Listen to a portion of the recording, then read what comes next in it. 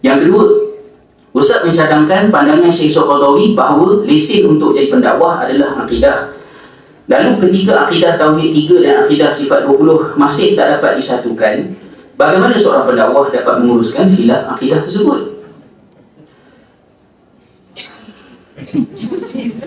Akidah Sifat 20 dan yang Tauhid yang 3 adalah ilmu pada membahaskan tentang bagaimanakah akhirnya nak sampai kepada satu pendirian. Pendirian yang akhirnya, pendirian yang tidak ada khilaf. Pada mengesahkan Allah, pada mencegah daripada syirik, daripada menyamakan Allah dengan makhluk. Dan saya faham bahawa tidak mudah untuk diselarikan di antara yang ini dengan yang ini. Mungkin ada yang berpendapat tak boleh diselarikan. It's okay. Tetapi akhirnya mestilah kepada beberapa benda yang asas. Kalau nak bagi contoh, takut habis masa ni. Bila buat program dengan remaja, contohnya semua masalah puncanya adalah akidah.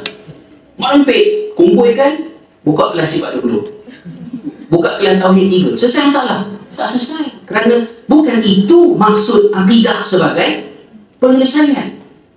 Akidah sebagai penyelesaian, akidah yang akhirnya memahamkan kepada seorang Muslim siapa dia, siapa Allah, apa hidup ini. Boleh tengok pengalaman-pengalaman yang lain, boleh tengok dalam, saya bukakan sikit-sikit dalam blog selfislam.com, contoh-contoh tentang bagaimana beberapa persoalan real yang muncul dalam masyarakat tak terjawab dengan Sifat 20 dan saya macam mana saya nak jawab soalan tu? Nak jawab dengan Tauhid Rububiyah, Sifat 20, saya syarahlah sampai otak kepala pun, it doesn't answer the question. Saya tanya balik kepada dia, saya kata, what is your purpose of life? Saya cakap kepada dia lah, saya kata, first, if you accept that you need God in this life, then only I can answer your question, why you have to pray. Sahabat-sahabat, dia tak nak semayang, itu bukan the real problem. Dia tak sabar buatlah hadis maknanya yang pemisah antara mukmin dengan kafir adalah meninggalkan solat. It's so beyond. Masalah paling besar adalah, do I need God in this life? Tauhid Rububiyah nak jawab, Sifat 20 nak jawab. You syarah lah panjang lebar macam mana pun, what are you talking nonsense? Itu yang dia akan cakap. Maka saya kata, do you need God in this life? If you can answer that question, then only I can answer your question, why you have to pray? Dia tak nak semayang bukan masalah utama. Masalah utamanya ialah dia tak tahu dalam hidup ni perlu ke manusia kepada Allah. Nak menjawab perlukah manusia kepada Allah, tahun 1943, soalan itu mudah nak jawab. Sabar Pak Usul, tentera Jepun memang zalim, InsyaAllah di akhirat sudah bakar Allah Ta'ala hati mereka. Kata Pak Usul, ya, sabar. Sebab hidup susah. Bila sebut syurga, sebut akhirat, soothing, tenang, memikirkan syurga akhirat. 2014, orang sudah hidup di syurga. Ayah, nak bersikat? Ting. Ayah, nak PSP? Bukankah itu syurga?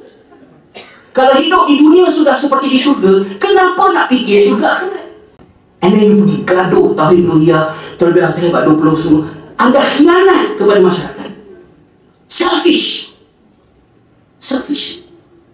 Orang yang tidak berpijak di bumi yang nyata, yang tidak kesian kepada masyarakat, yang tertipu dengan apa yang dipelajari. Kerana tujuan asal Sifat 20, akidah yang 3 ada zaman Nabi SAW, tak ada, dikembangkan untuk membantu masyarakat. Apa yang membantu sepatutnya membantu, bukannya membatukan keadaan. Saya tak tahu lah, jadi emosional pula kat ujung ni. Sebab saya geram dengan sikap pendakwah, dengan sikap agama yang selfish. Anda nak menangkan kita, Anda nak menangkan ilmu, Anda nak menangkan Tok Syekh Anda, Anda nak menangkan masyayikh Anda, Anda nak menangkan negara Anda, tapi Anda hancurkan masyarakat.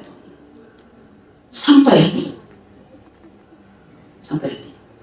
Dan sebab itulah daripada awal, walaupun bunyi kasar sikit lah ya, artikel yang terkeluar dalam majalah, dalam surat khabar The Star, saya katakan bahawa sebab kenapa saya belajar di Jordan ketika tahun 1992 temuduga dengan JPA, saya dapat offer sambung belajar buat ekonomi American Top University, hantar terus. Saya request daripada JPA tukar pergi Jordan. Kenapa? Ilmu agama mesti dipelajari oleh orang yang nak belajar, bukan pemalas, kaki tidur, bengak, nafsu besar nak gaduh, malas baca buku, and then you keluar sebagai pemimpin masyarakat, ustaz, alim ulama. Sila cium tangan saya. Bila saya cakap, orang muda marah. Apa ni ustaz? Biar. Sebab apa? Sebab dia nampak Syekh sekian-sekian. Saya siapa? Tayak tak ada, stokin tak pakai, gemuk, kan? Saya dengan orang yang saya kritik itu sepengajian. Seingat saya masa belajar dulu, tidur, tak pergi kelas, belajar pun cukup-cukup saja, bergaduh-gaduh semua. Kita sedar kita manusia biasa. Balik Malaysia, janganlah mengangkat diri lebih daripada yang sepatutnya. Bimbing masyarakat, merendah diri. Jangan tuntut penghormatan orang kepada kita sebab kau sedar tak kau siapa. Kita semua manusia biasa. Kerja kita ialah berdakwah. Saya tok guru, anda anak murid saya, kita berdua belum tentu siapa yang mati husnul khatimah. Bagaimana kau boleh begitu angkuh pada meletakkan penilaian? Jadi, entahlah ilmiah ke tak ilmiah ke, tapi itulah yang saya harapkan. Kesianlah masyarakat. Please. Bidang agama mesti dipenuhi oleh pencinta ilmu, oleh orang yang kritis, oleh orang yang belajar sepanjang hayat, oleh orang yang berjiwa untuk mendidik masyarakat.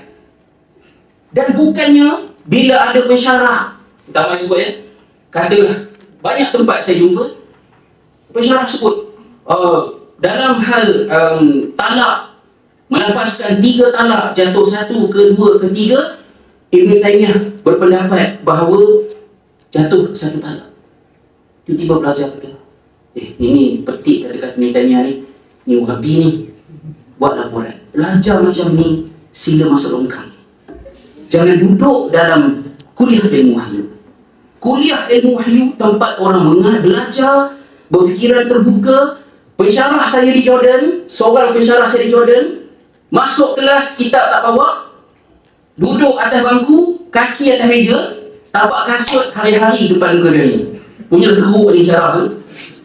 Exam, boleh jawab apa saja, tapi jangan quote ayat Quran. Kalau quote ayat Quran, fail. Sampai kali ini Islam ke dia? PhD Sorbonne, Perancis, ada pelajar mengintip dia sembahyang Jumaat ketiga. Sampai ke hari itu. Tapi seteruk-teruk macam mana pun pelajar zaman saya tu, satu benda yang saya tak pernah jumpa ya, tak ada seorang pun pelajar di zaman saya, walaupun ada yang kena tangkap kerana mabuk di kelab malam, walaupun ada yang kena tangkap kerana bermukah, walaupun ada yang ditangkap kerana macam-macam kes, tapi ada satu perbuatan yang tidak pernah dibuat oleh sejahat-jahat pelajar, kalau boleh digelar jahat, iaitu biadab dengan tok guru. Kerana hadir di universiti, belajar ialah untuk faham. Tahu satu lagi, tahu satu lagi. Dah 40 tahun pun belajar lagi. Dan elakkan diri daripada bermain dengan isu.